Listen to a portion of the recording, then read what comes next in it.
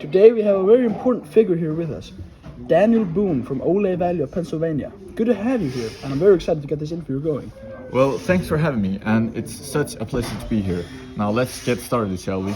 Yeah, Mr. Boone, you're a man of many talents, such as a hunter, soldier, politician, and a merchant.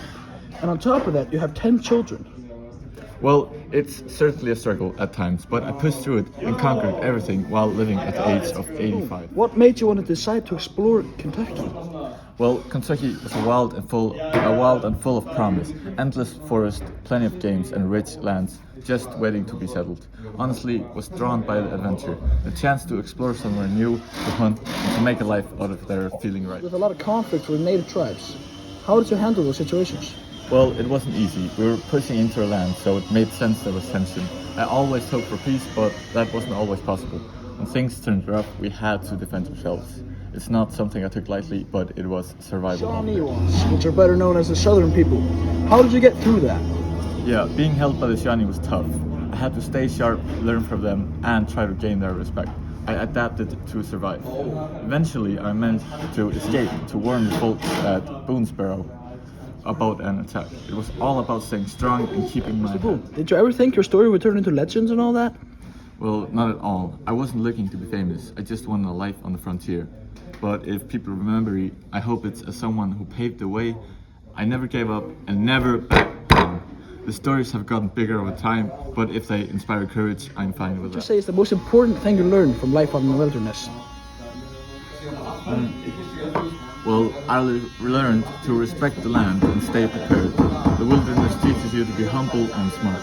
See, nature is harsh, but it's also beautiful. You've got to be tough and ready for everything. That's a lesson I'll never forget.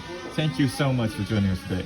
I have to start by asking, what first inspired you to fly? Yeah, thank you for having me. You know, flying wasn't something I was really interested in as a child.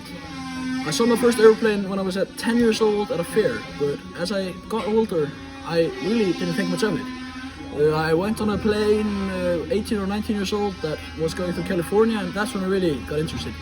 Something just clicked. The freedom of being up in the air, soaring over the world below, it was like nothing I'd ever imagined before. From that moment on, I knew I had to fly on my own someday. You were the first woman to fly solo across the Atlantic. That must have been incredible, but what was it like up there all alone over the ocean? It was quite a challenge. The flight itself was around 15 hours and it was anything but smooth. I faced strong winds, icy conditions, and a leaking fuel tank. I'll admit, there were moments when I wondered if I'd make it. But I just kept focused on my goal and pushed through. Landing in Ireland was a moment of pure relief and joy. It felt like I'd accomplished something, not just for myself, but for all the women out there.